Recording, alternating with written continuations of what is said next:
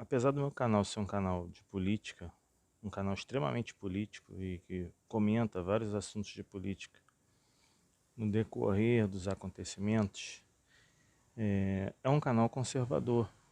E um canal conservador tem como base, sim, o cristianismo. O cristianismo é a base do canal conservador. Do conservadorismo, ele é baseado, um dos pilares do conservadorismo é o cristianismo, né? Então, um conservador ele precisa entender o propósito de Deus. Não sei se vocês já repararam, mas a esquerda mundial, ela quer tirar Jesus dos livros, ela quer tirar Jesus das universidades, ela quer tirar Jesus dos ambientes de trabalho. Ela não aceita o nome de Jesus, né? O globalismo em si, ele rejeita o nome de Jesus, alegando uma laicidade do Estado, uma laicidade, respeito às religiões. Na verdade, existe o respeito a todas as religiões, menos ao cristianismo. Quando você conhece a verdade contida nas Sagradas Escrituras, quando você entende a verdade, e essa verdade ela é compreendida através da fé, o Espírito Santo é quem revela, conforme disse Jesus, e a gente vai ler sobre isso aqui, que Jesus realmente falou sobre isso, que o Espírito Santo é que lhe dá o entendimento. Então, essa palavra aqui, ela tem um poder muito forte, de fazer com que você saia da cegueira espiritual e consiga enxergar realmente, de fato, o que acontece no mundo. Essa palavra aqui que vai te libertar e que vai tirar a cegueira. Então, conhecendo essa verdade, conhecendo essa palavra, você vai conseguir se livrar de qualquer tipo de ideologia nefasta que queira, de alguma forma, te afastar de Deus. Defendendo o quê? Defendendo causas que não são e não tem nada a ver com o que diz aqui, com o que Deus quer para você. Defendendo causas de assassinatos, como aborto, defendendo causas de vitimismo, defendendo causas de colocar pessoas contra pessoas, defendendo causas de sexualidade e defendendo o sexo livre, né, o ajuntamento de pessoas e não casamento, conforme ela mesma orienta que seja feito. Então, essa verdade é a que hoje os globalistas, a maioria dos militantes de esquerda, eles lutam contra a família tradicional, o conservadorismo. Por isso, sim, o conservadorismo ele é pautado, uma das bases do conservadorismo é a palavra de Deus. A palavra, ela te traz liberdade e vida. Bom, então o livro de Mateus é o que a gente vai começar a falar, vai ser sobre o livro de Mateus, tá? O livro de Mateus, ele começa basicamente com a genealogia de Jesus Cristo, que é quando Mateus ele coloca aqui a linhagem, né? A linhagem de Jesus, livro da geração de Jesus Cristo, filho de Davi, filho de Abraão. Por quê? Porque o povo de Israel ele dava muita importância para essas genealogias. Essas genealogias eram muito importantes, né? Então esse registro aqui era muito importante que ele começasse falando sobre isso, para deixar bem claro que as profecias se cumpriam aqui no Senhor Jesus. As profecias da linhagem do Messias. Deus havia prometido que o Messias seria da linhagem de Abraão, então começa já falando, inclusive, livro da geração de Jesus Cristo, filho de Davi, filho de Abraão. Bom, e sendo ele judeu, ele teria direito ao trono, né? Dá direito total a ele ao trono. trono de Davi. Ele viria um rei, né? Então começa com a genealogia de Jesus Cristo. Eu vou ler a genealogia por questão para que a gente não venha falhar em nada na leitura e a gente consiga entender. Livro da genealogia de Jesus Cristo, filho de Davi, filho de Abraão. Abraão gerou a Isaac, e Isaac gerou a Jacó. E Jacó gerou a Judá e a seus irmãos. E Judá gerou de Tamar a Pérez e a Zerá. E Pérez gerou a Esrom, e Esrom gerou a Arão. E Arão gerou a Aminadab, e Aminadab gerou a Naasson, e Naasson gerou a Salmão. E Salmão gerou a Raabe, a Boaz, e Boaz gerou de Ruth a Obed, e Obed gerou a Jessé. E Jessé gerou o rei Davi, e o rei Davi gerou a Salomão, que foi mulher de Urias. Bom, você vê aqui que tem Raabe, que era uma meretriz, tem Jessé gerou o rei Davi, né? Mas não diz aqui, não fala da esposa de Jessé, se foi da esposa. O rei Davi gerou a Salomão, que foi da mulher de Urias, né? Salomão da mulher de Urias, porque Davi foi basicamente aí um promíscuo nessa situação, foi um cara malvado. Você vê que Deus, ele não importa de onde você vem. Já na própria genealogia já mostra que não importa de onde você vem, de qual é a sua origem, a sua geração. Quem vai decidir a sua vida é você. Você pode ser descendente de uma meretriz, pode ser descendente de um promíscuo, você pode ser descendente de um covarde, você pode ser descendente de vários tipos, porém, isso não significa que a sua vida vai ser igual a deles. É você que decide a sua vida. Vamos lá. E Salomão gerou a Roboão, e Roboão gerou a Abias, e Abias gerou a Asa. E Asa gerou a Josafá, e Josafá gerou a Jorão, e Jorão gerou a Uzias. E Uzias gerou a Jotão, e Jotão gerou a Acás, e Acás gerou a Ezequias. Ezequias gerou a Manassés, e Manassés gerou a Amon, e Amon gerou a Josias. E Josias gerou a Jeconias e os seus irmãos na deportação para Babilônia. Depois da deportação para Babilônia, Jeconias gerou a Salatiel, e Salatiel gerou a Zorobabel. Zorobabel gerou a Abiúde, Abiúde gerou a Eliaquim, e Eliaquim gerou a Azor. Pessoal, se você quiser passar essa parte, não tem problema. Passa mais um pouquinho aí, a gente continua no nascimento de Jesus Cristo. E Azor gerou a Sadoc, Sadoc gerou a Aquim, Aquim gerou a Eliúde. E Eliúde gerou a Eleazar, Eleazar gerou a Matã, e Matã gerou a Jacó. Jacó gerou a José, marido de Maria, da qual nasceu Jesus, que se chama o Cristo. De sorte que todas as gerações, desde Abraão até Davi, são 14 gerações, e desde Davi até a deportação para a Babilônia, 14 gerações, e desde a deportação da Babilônia até Cristo, 14 gerações. Vamos lá. Agora a gente vai para onde vocês gostariam de ir, que é para a história, né, da própria Bíblia, narrando aqui o nascimento de Jesus. Vamos lá.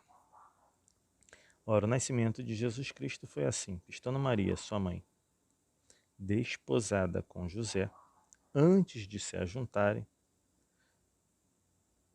achou-se ter concebido do Espírito Santo.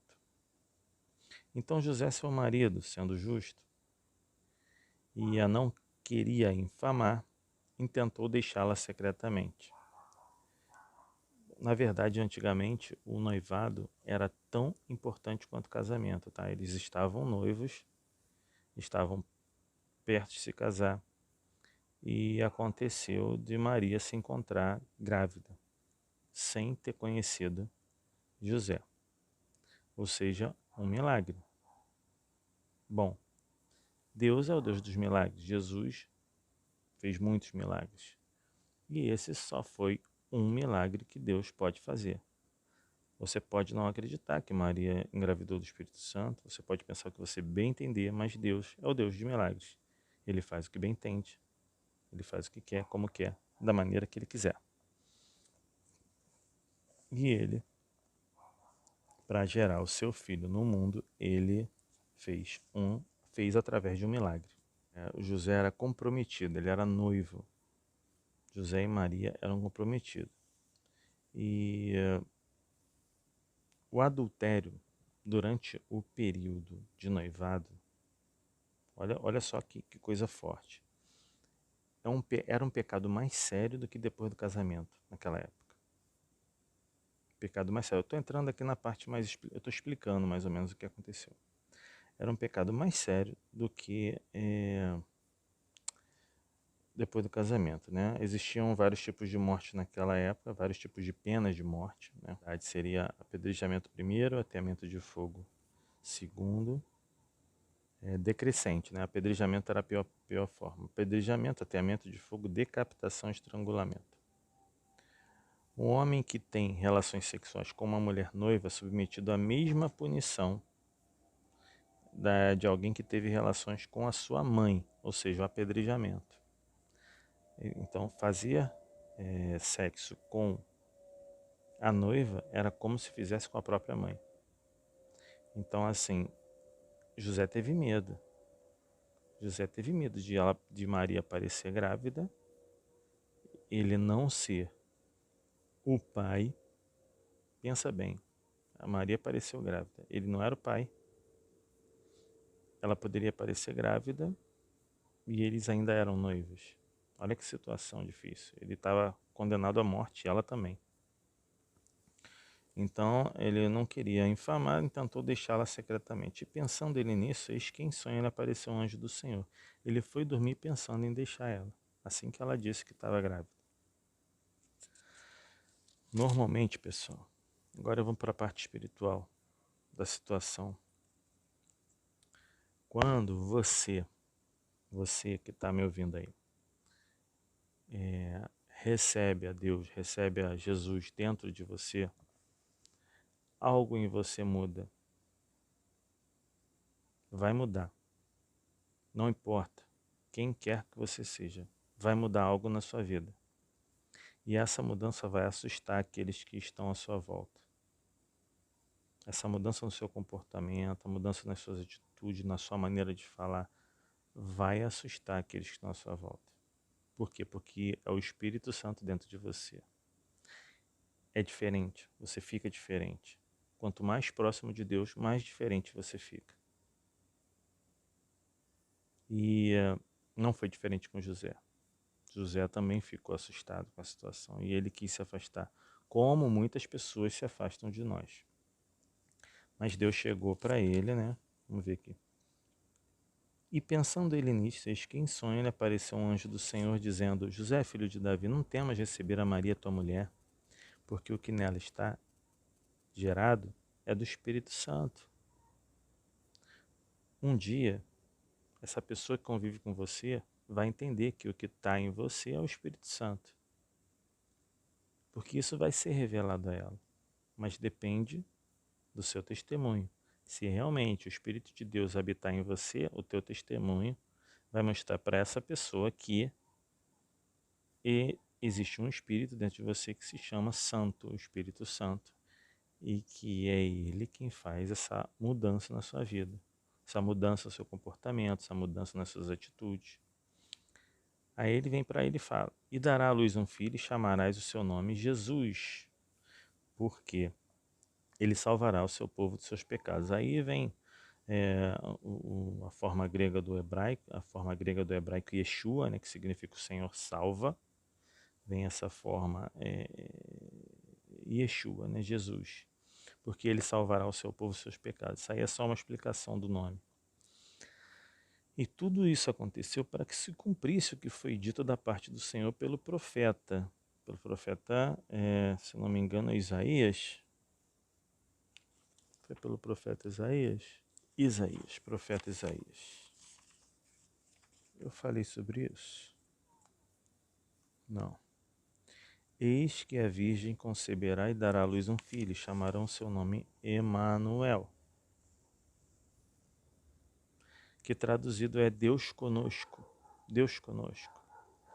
E José, despertando do sono, aquele sono que não deixa a gente enxergar as coisas como elas verdadeiramente são, como eu falei no início, que conforme a gente for aprendendo, você vai conseguir enxergar as coisas, porque o próprio Espírito de Deus, ele vai revelando e tirando a sua cegueira espiritual. Despertando do sono, fez como o anjo do Senhor lhe ordenara, e recebeu a sua mulher. E não a conheceu até que deu à luz seu filho, o primogênito, e pôs-lhe por nome Jesus. Ele não conheceu Maria. Conheceu não é oi, tudo bem? Prazer. Não é conheceu disso não. Está falando de conhecer realmente, sexualmente. Tá? Ele não a conheceu até nascer, até que deu à luz seu filho primogênito e pôs o nome de Jesus. Bom, aqui está dizendo o seguinte: os protestantes geralmente afirmam que Maria era uma virgem quando Yeshua, né, Jesus, nasceu. Essa é a visão protestante. E a visão dos católicos, né, a Igreja Católica Romana, ensina que Maria permaneceu virgem por toda a sua vida. E que os termos irmãos, quando irmãs, são usadas para se referir a parentes distantes, né? Parentes próximos, da mesma forma, parentes mais distantes. Bom, cada um interpreta a sua maneira, tá? E defende a sua visão. Eu acredito que o não a conhecer significa realmente sexualmente. Não a conheceu até que deu à luz a seu filho. Depois do nascimento de Jesus, ele conheceu Maria e teve uma vida sexual comum. Eu acredito nisso. Você não é obrigado a acreditar no que eu acredito. Mas enfim, vamos lá. O primeiro capítulo ele fala sobre a entrada do Espírito Santo dentro da vida de Maria, o afastamento de José a princípio, né, esse afastamento que ele teve, ele se afastou, mas o que é muito normal, porque quando a gente recebe o ensinamento e entende o que Deus quer de nós, fatalmente as pessoas irão se afastar da gente. É normal isso. Isso acontece muito. Quanto mais próximo de Deus, mais as pessoas se afastam. Claro, não aquelas que precisam da gente. Quem precisa de Deus, busca a Deus. E se tem uma pessoa ligada em Deus, ela vai lá e pede oração, ela pede instrução, ela pede uma palavra de consolo e até mesmo que seja chamada atenção para alguma coisa. Alguma decisão que ela precisa tomar, ela pede ajuda. As pessoas pedem ajuda a quem é ligado em Deus. Não é nada normal, não é nada absurdo, tá? A pessoa tem fé, ela crê naquilo e ela tem experiências com Deus e você vê aquela pessoa como uma pessoa referência, você sim, você pede ajuda. Se ela tem contato com Deus, você pede ajuda, que ela ore por você, que ela ore com você, não é nada anormal não. Quando você reconhece que o Espírito Santo está na pessoa, você volta a se aproximar e pedir ajuda, dependendo do que você necessite. Então aqui a gente termina o capítulo 1, a gente volta com o capítulo 2 um outro dia.